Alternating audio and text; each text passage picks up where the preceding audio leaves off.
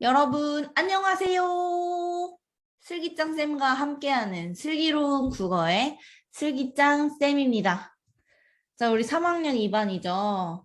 제가 영상으로 이렇게 수업하는 마지막 반입니다. 지난주에도 수업을 가장 많이 한 반이 3학년 2반이었는데, 이번 주도 이렇게 영상으로 3학년 2반 수업을 찍으면서 영상 수업을 마무리하게 되었네요. 자, 여러분들은 지난 시간에 어디서 끝이 났었냐면 176, 177쪽에 있는 본문 읽으라고 말씀드렸고요. 그 다음에 178, 179쪽 여러분들이 한번 학습 활동 해보라고 제가 말씀드렸습니다. 그래서 오늘은 저와 함께 본문을 같이 읽고 본문에 대한 학습 활동을 한번 같이 수행을 해보려고 합니다. 역시나 마찬가지로 교과서 PDF 일단 화면 공유로 보면서 같이 글 읽어보도록 하겠습니다. 잠시만요. 자, 여러분, 그러면 이제 본문을 같이 보면서 한번 정리를 해보도록 하겠습니다. 일단은 제목에 이렇게 쓰여져 있어요. 생명을 불어넣는 마법사의 물이라고 해놓고 이 물도 심지어 이렇게 찰랑찰랑하게 귀엽게 그려놨네요. 이미 여러분들이 이 글을 읽었다는 가정하에 제가 지금 이 본문을 보는 것이기 때문에 사실 여러분들이 이 본문을 이미 읽었다면 여기서 지금 생명을 불어넣는 마법사의 물 중에 마법사의 물이 무엇을 의미하는지는 알고 있을 거예요. 하지만 저는 일단은 초성으로만 써보겠습니다. 이 글쓴이가 말하는 생명을 불어넣는 마법사의 물은 이응 시옷이에요. 이걸 자꾸 해야만 뭔가 진실, 새로운 진실을 알 수 있게 되고 죽어 있었던 것에 생명을 불어넣어서 새로운 것을 알 수 있게 된다라는 얘기를 하고 있는데요. 그래서 지금 글의 제목, 생명을 불어넣는 마법사의 물이라고 하는 제목은 굉장히 비유적인 제목이죠.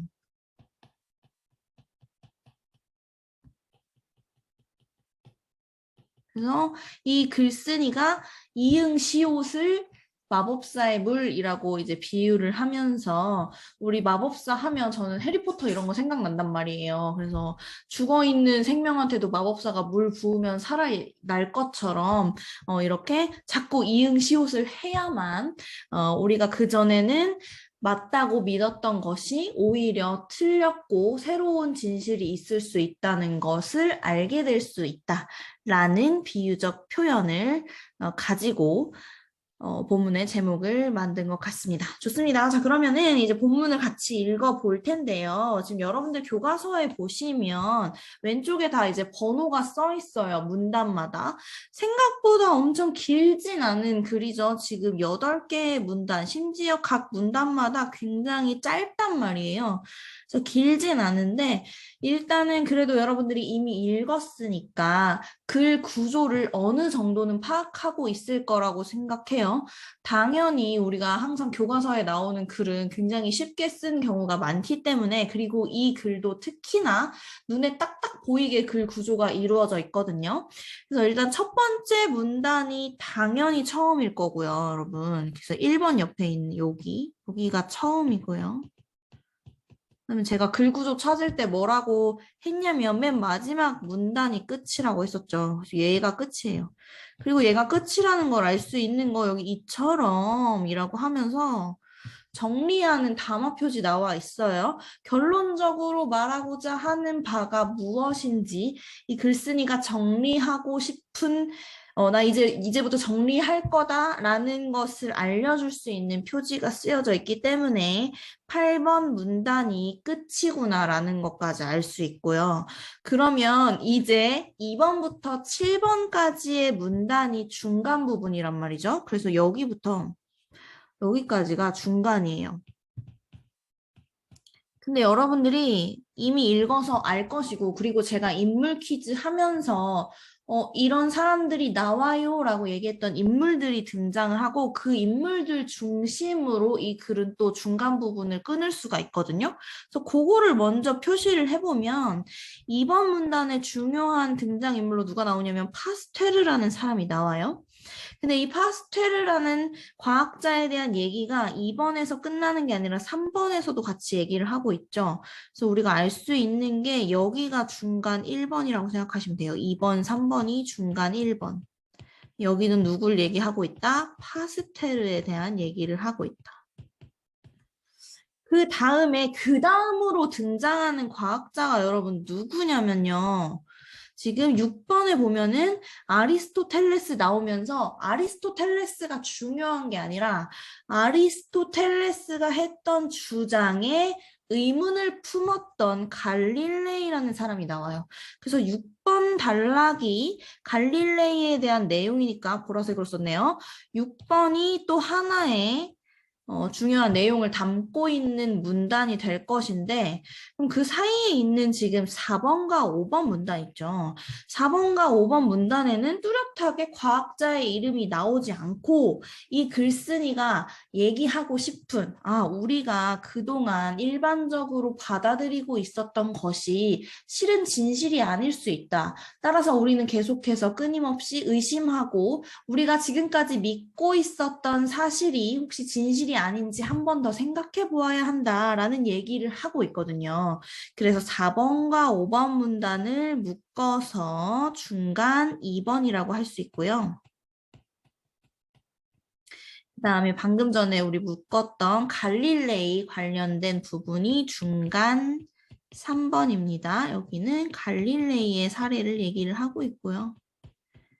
그 다음에 이제 7번으로 번호가 붙어 있는 부분이 코페르니쿠스라는 과학자가 나오죠. 그러면서 이 사람 역시나 그 전에 우리가 다 믿고 있었던 프톨레마이오스의 천동설을 반대해서 지동설을 주장하고 있다라고 하는 사례를 얘기하고 있어요. 그래서 여기가 중간 4번으로 우리 묶을 수 있고 여기는 코페르니쿠스의 이야기를 하고 있다라는 걸 알 수가 있습니다. 여러분 우리가 본문을 지금 사실 하나도 읽지 않고 글 구조만 봤는데도 처음과 끝이 있고 사실 처음과 끝에서는 같은 얘기를 하고 있죠. 그래서 처음에 이제 도입을 하고 끝부분에서 마무리를 하면서 한 번 더 이 사람이 하고 싶은 얘기를 하는데 그 결론을 말하기 위해서 중간에 3명의 과학자의 사례를 가지고 옵니다. 그게 첫 번째 파스테르, 두 번째 갈릴레이, 세 번째 코페르니쿠스라고 하는 3명의 과학자의 사례를 가지고 와요. 근데 제가 말씀드렸어요. 이렇게 구체적인 사례를 종합해서 일반적인 결론을 내리는 논증 방식은 무엇이라고 했냐면 귀납이라고 했죠. 그래서 이 논증 방식을 잘 파악하면 글 구조를 파악할 수 있다라는 장점이 있다고 했는데 반대로 이 글의 경우에는 글 구조를 파악했더니 이게 귀납의 방식으로 쓰였구나라는 것을 반대로도 이제 유추할 수 있다라는 생각까지 우리가 할 수 있어요. 그래서 이 글은 성격으로 봤을 때 귀납적인 성격을 띈다. 어디다 필기할까요? 여기다 쓸까요? 성격 귀납적입니다. 왜냐하면 다양한 과학자들이 의심하고 기존에 믿고 있었던 사실에 대한 반대되는 의견을 제시하고 새로운 진실을 밝혀나가는 것을 다양한 사례를 통해서 보여주고 그것을 통해서 과학자들은 항상 우리가 당연하다고 믿고 있는 것을 좀 의심해봐야 된다. 그리고 일반적으로 우리도 좀 그런 자세가 필요하다라는 결론을 내리고 있기 때문에 이 글이 귀납적이라는 것을 알 수가 있습니다. 괜찮으시다면요. 우리가 이제부터는 각 단락을 보고요. 각 단락에서 중요한 내용을 바로바로 넘어가서 178쪽에서 정리하면서 차근차근 읽어보도록 하겠습니다. 그래서 먼저 1번 문단에 해당하는 처음 부분부터 읽어볼게요.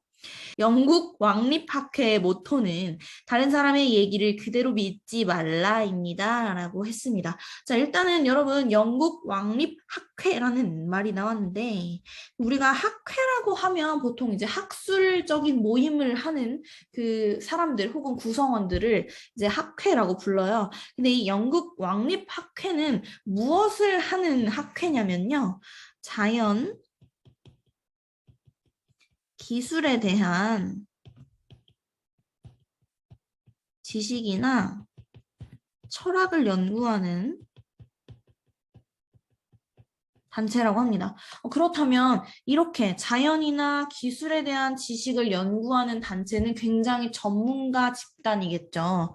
그러면 이 얘기를 제가 지금 왜 하냐면 영국 왕립학회에서 모토로 삼고 있는 즉 우리는 이런 방향으로 가야 돼 라고 얘기하고 있는 걸 지금 인용했단 말이에요. 따옴표를 활용해가지고. 그래서 여기 보면 따옴표를 통해서 인용을 했는데 인용의 내용이 무엇이냐면 다른 사람의 얘기를 그대로 믿지 말아야 한다라고 했습니다. 결국에는 이 말을 인용한 이유는 무엇이냐면 글쓴이가 나는 다른 사람의 얘기 그대로 믿지 말고 좀 의심하는 태도가 필요하다고 생각해 라고 했는데 그냥 자신의 얘기를 하는 것보다 좀 믿을 만한 그런 단체에서 얘기하고 있는 것을 가지고 오면 훨씬 신뢰성이 좀 높아질 수 있잖아요. 그래서 자신의 주장을 효과적으로 드러내기 위해서 이 모토를 인용했다라고 볼 수 있습니다. 필기하자면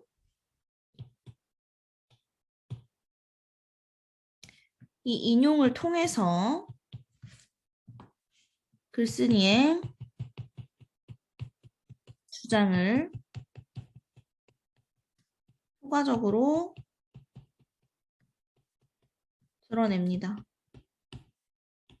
이 말인 즉슨 영국 왕립학회에서 모토로 삼고 있는 내용과 글쓴이가 주장하는 바가 같다는 얘기를 하고 싶은 거죠. 그래서 탐구한다는 것은 사람들이 철석같이 믿고 있는 사실을 당연하게 받아들이지 않고 의심하는 일을 뜻합니다. 라고 했어요. 이 앞에 나와 있던 영국 왕립학회의 모토를 이 사람이 다시 정리하면서 진짜 하고 싶은 얘기를 한 번 더 해줬죠. 이 사람 뭐라고 했냐면 탐구한다는 것은요. 사람들이 그냥 일반적으로 받아들이고 있는 것을 뭐 하는 거래요? 의심하는 일이래요. 그래서 이 글쓴이가 처음 부분에서는 탐구한다는 것의 의미를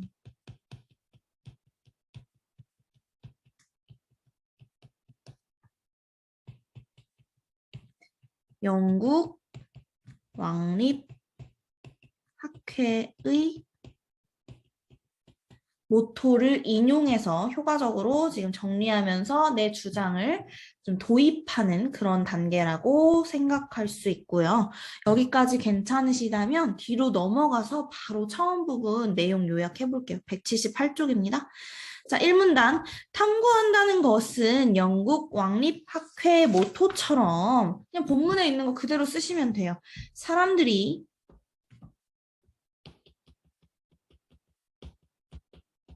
믿고 있는 사실을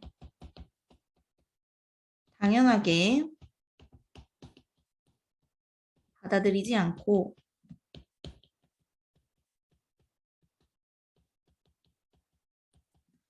의심하는 모자라네. 이를 뜻한다 라는 것을 알 수가 있습니다. 자, 여기서 중요한 건 사실 의심해야 된다는 거죠. 괜찮으신가요? 지금 1문단 내용 정리는 본문에 있는 거 그대로 가져다가 쓴 거예요. 여러분들 어렵지 않아요? 자, 다시 왼쪽으로, 앞쪽으로 넘어가 볼게요. 처음 부분에서 탐구한다는 것의 의미를 한번 이야기를 해줬고 그러면서 이 의심을 했던 사례를 이야기하면서 중간 부분이 시작됩니다. 중간 지금 두 번째 단락 읽어볼게요. 파스테르가 살던 시대 사람들은 미생물이 저절로 발생한다고 믿었습니다. 라고 했습니다. 지금 이제 믿음에 대한 얘기를 했어요. 위에 이렇게 했죠. 사람들이 믿고 있는 사실. 그래서 지금 파스테르 시대 사람들이 믿고 있었던 일반적인 믿음 무엇이었냐면 미생물은 저절로 발생한다. 이게 이 시대 사람들의 일반적 믿음이에요. 당연히 파스테르는 이 일반적 믿음을 깬 사람으로 나오겠죠. 권위 있는 학자들도 예외는 아니어서 이런 믿음을 학설로 굳혀놓기까지 했습니다. 하지만은 항상 국어에서 중요하다고 했어요. 파스테르는 권위에 따르지 않고 실험을 통해 반론을 폈습니다. 라고 했어요. 자, 이 사람 실험을 통해서 일반적으로 받아들여지고 있었던 믿음에 대해서 도전을 했나 봐요. 자, 단락 내용 끝나지 않았죠. 왜냐하면 파스테르 얘기가 계속 나오거든요. 그래서 3번 단락 보시면 파스테르는 멸균하지 않은 육즙은 발효되었지만 멸균한 육즙은 발효가 일어나지 않고 원래의 맛과 모습을 계속 유지한다는 사실을 알아냈습니다. 라고 했는데 자, 요 말이 조금 어려울 수 있어요. 일단 멸균은 죽이는 거예요. 균. 그러니까 얘는 지금 멸균, 즉 균이 없는 상태를 멸균이라고 부르는데 지금 여기 보면 멸균하지 않은 이라고 했잖아요. 그럼 여기서는 균을 죽인 거예요? 안 죽인 거예요? 안 죽인 거예요. 그래서 균이 있는 상태죠. 균이 있다는 건 생명이 있는 거예요? 없는 거예요, 여러분? 생명이 있는 거예요. 그래서 얘는 생명이 있는 상태를 멸균하지 않은 이라고 생각할 수 있습니다. 생명이 있을 때 육즙이 발효됐대요. 괜찮으시죠? 그런데 반대로 멸균한, 즉 이번에는 멸균했으니까 균이 있어요? 없어요? 균이 없어요. 그 말인 즉슨 생명이 없습니다. 생명이 없을 때 육즙은 발효가 일어나지 않았대요. 발효가 일어나지 않았어요. 그 말인 즉슨 정리하자면 발효를 하기 위해서는 그 환경에 생명이 있어야 된다는 겁니까? 없어야 된다는 겁니까? 있어야 된다는 거예요. 발효가 되기 위해서는 생명이 있었대요. 뒤에 읽어볼게요. 생명이 없는 육즙이 변형되어 생명체인 미생물이 발생하다는 것은 불가능하다는 사실을 보여준 것이지요.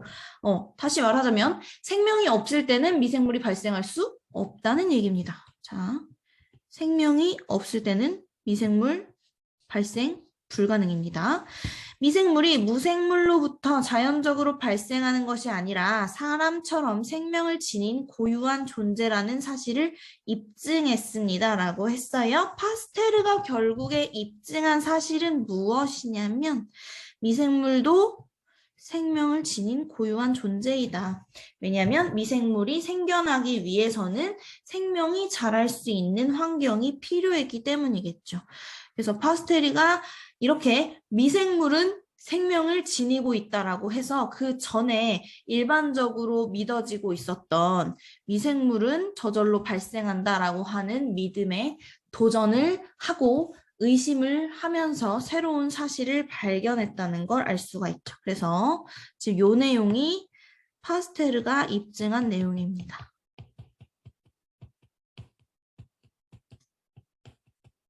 기존의 믿음과는 다른 내용인 거죠.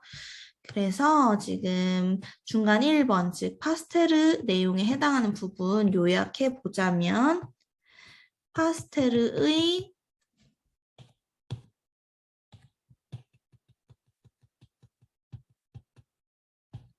글씨가 이상하네요. 사례, 미생물과 관련된 사례를 통해서 기존에 받아들여지고 있던 일반적인 믿음에 의심을 하는 과정을 통해서 새로운 진실을 밝혀냈다는 걸 알 수가 있습니다.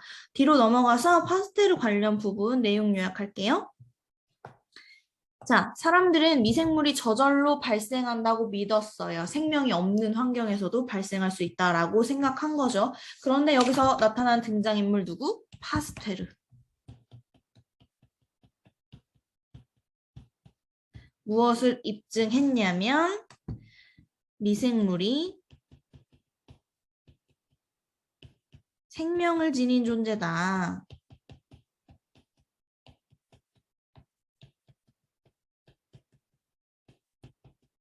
따라서 저절로 발생할 수는 없고 주변에 생명이 자랄 수 있는 환경이 있어야만 미생물도 발생할 수 있다라고 이제 밝혀낸 사례입니다.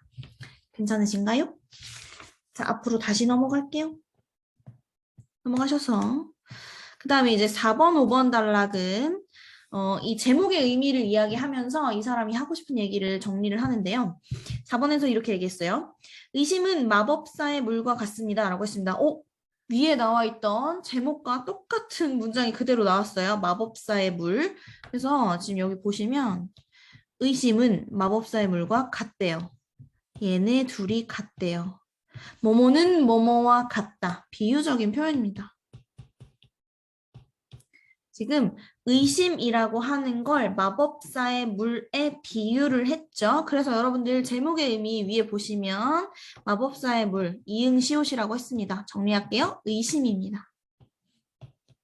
마법사가 물을 부으면 죽어있던 생명이 살아날 수 있는 그런 느낌처럼 우리가 죽어있던 진실, 아무도 받아들여지고 있지 않던 진실에 의심을 자꾸 하면 새로운 진실이 생겨날 수 있다라는 얘기를 하고 싶은 거겠죠.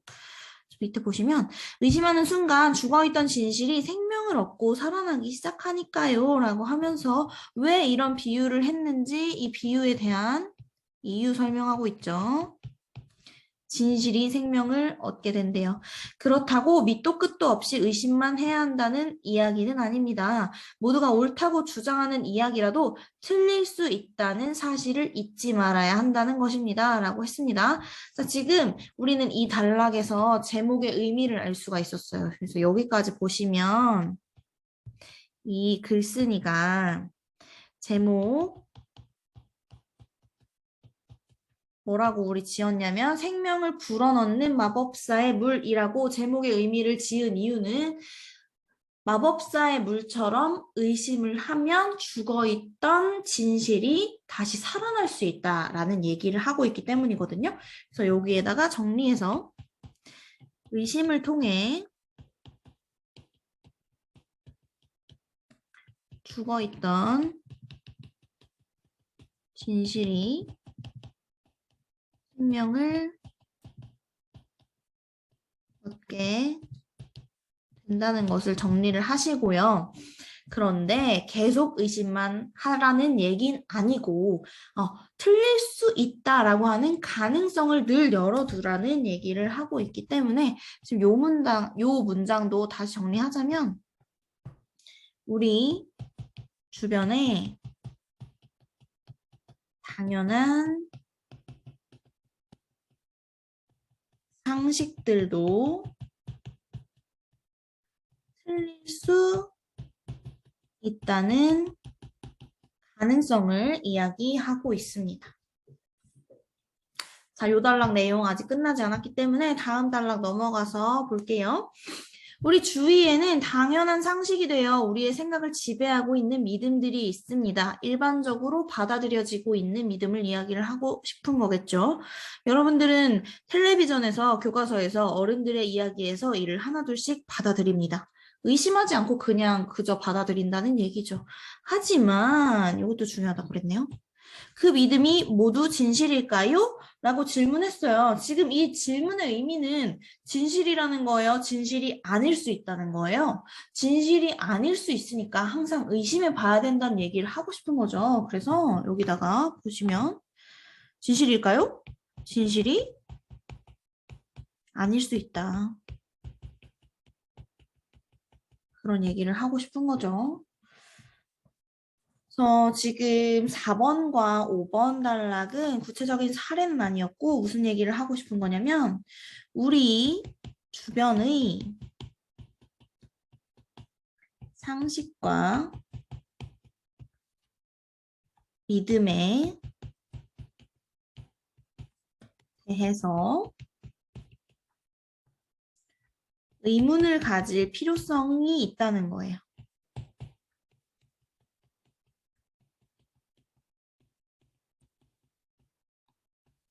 뭐 항상 또 틀리고 항상 맞고 이런 건 아니지만 한 번쯤은 의심을 해봐야 된다. 선생님이 가르치고 있는 이 내용도 혹시 틀리진 않은지 의심해봐야 된다. 이런 얘기를 하고 싶은 거겠죠? 여기는 구체적 사례는 아니었고 글쓴이의 근거를 다시 한번 정리해서 한 번 더 얘기해주고 있는 부분이었는데요. 뒤로 넘어가서 178쪽 이 부분 정리해 볼게요. 자, 지금 4번과 5번 문단의 내용입니다. 우리 모두가 옳다고 주장하는 상식들, 이런 것도 틀릴 수 있다. 모두가 옳다고 주장하는 이야기라도 틀릴 수 있고, 당연한 상식이 되어 우리의 생각을 지배하는 믿음들도 진실이 아닐 수 있으니 의심을 해봐야 된다. 의심이 이 글에서는 가장 중요한 키워드인 것 같아요. 의심이 마법사의 물이라면서요. 좋습니다. 그러면 다음 사례를 보러 넘어가겠습니다. 자, 6번 단락이네요. 갈릴레이에 대한 이야기가 나오나 봐요. 자유 낙하를 하는 두 물체 중 더 무거운 것이 더 빨리 땅에 떨어진다. 아리스토텔레스는 이렇게 주장하고 대부분의 사람은 이 주장을 별 의심 없이 받아들였습니다. 라고 했습니다. 자, 지금 여기 보시면 여러분 별 의심 없이 받아들였다라고 했잖아요. 그러니까 지금 여기 위에 나와 있는 더 무거운 것이 더 땅에 빨리 떨어진다라고 하는 게 일반적인 믿음이었죠. 누가 주장했냐면 고대 철학자인 아리스토텔레스라고 하는 사람이 주장한 거예요. 그렇게 대단한 철학자가 주장했으니까 일반적으로 사람들이 그게 맞겠거니 하고 의심하지 않고 계속 살았단 말이죠. 그런데 하지만 갈릴레이는 이 주장에 의문을 품었대요. 의문, 의심이랑 같은 말이죠. 그리고 여러 번의 실험으로 모든 물체는 그 무게와 관계없이 똑같은 속도로 자유낙하한다는 사실을 증명해냈습니다. 라고 했어요. 실제 실험을 통해서 그동안 받아들여지고 있었던 일반적인 믿음이 틀렸다는 것을 증명한 거죠. 좋습니다. 그래서 여기도 뭐라고 적으시면 될 것 같냐면 갈릴레이의 사례네요.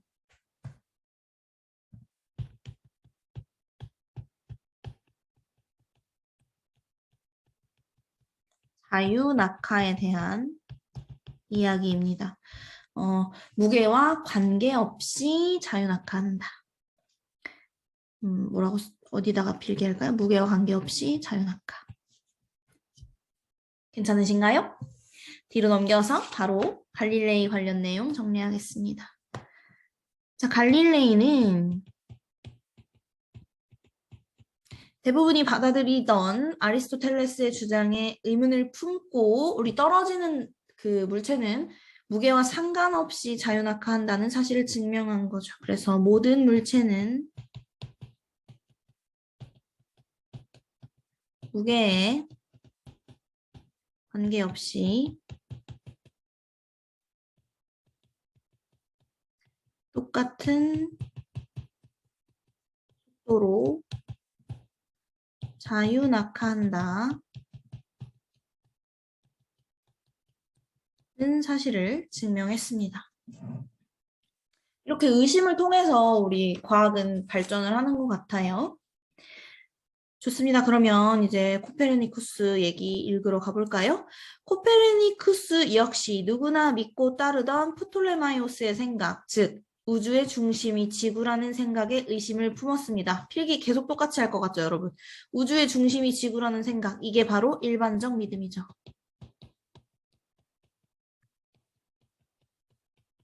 이거 천동설이죠, 여러분? 여기에 의심을 품었대요. 의심 품는 게 중요하다고 했잖아요.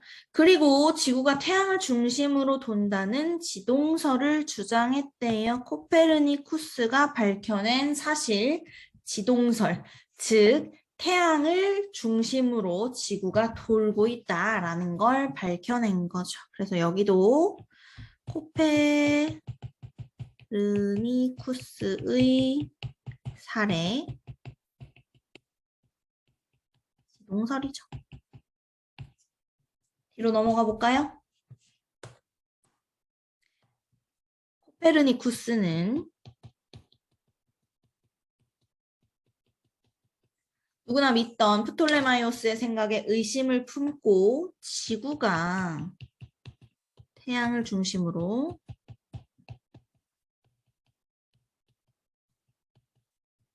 본다고 주장했습니다. 의심이 굉장히 중요하네요. 자, 그래서 결론적으로 이 사람이 얘기하고 싶은 거, 다양한 사례를 통해 우리는 그동안 당연하게 받아들이던 그런 사실에 항상 뭘 해야 된다? 의심을 해야 된다.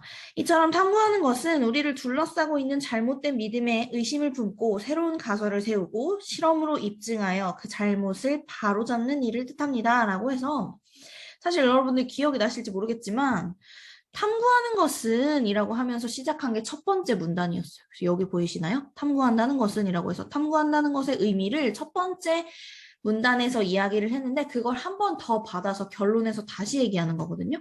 그래서 탐구하는 것은 잘못된 믿음에 의심을 품고 그 잘못을 바로잡는 것이다 라고 하면서 글쓴이의 주장을 마무리를 하고 있습니다. 정리할게요. 탐구하는 것,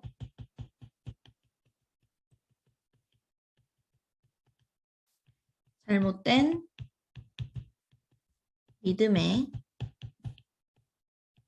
의심을 품고 그것을 바로잡는 일이다. 이렇게 얘기하고 있습니다. 자, 괜찮으시다면 마지막 단락 내용까지 정리해 볼게요. 탐구하는 것은 잘못된 믿음에 의심을 품고 새로운 가설을 세우고 실험으로 입증하여 그 잘못을 바로잡는 일이래요.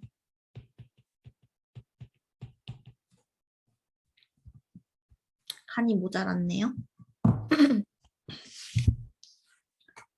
네, 이렇게 해서 우리는 일단 본문을 다 읽었고요. 결론적으로 이 글의 글쓴이가 하고 싶은 얘기, 우리는 당연하다고 믿는 거 항상 의심해 봐야 한다. 뭐 항상 무조건 틀렸다라고 생각하라는 게 아니라 혹시 틀리지는 않았을까? 그 가능성을 열어두어야 한다는 얘기겠죠. 주제까지만 정리하고 우리 수업 끝낼게요. 이 글의 주제는요. 당연하다고 믿는 사실을 의심하는 것에서 탐구는 시작된다는 거죠.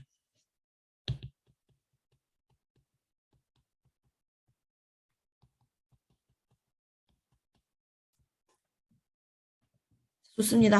본문을 굉장히 우리 꼼꼼하게 열심히 잘 읽었는데요.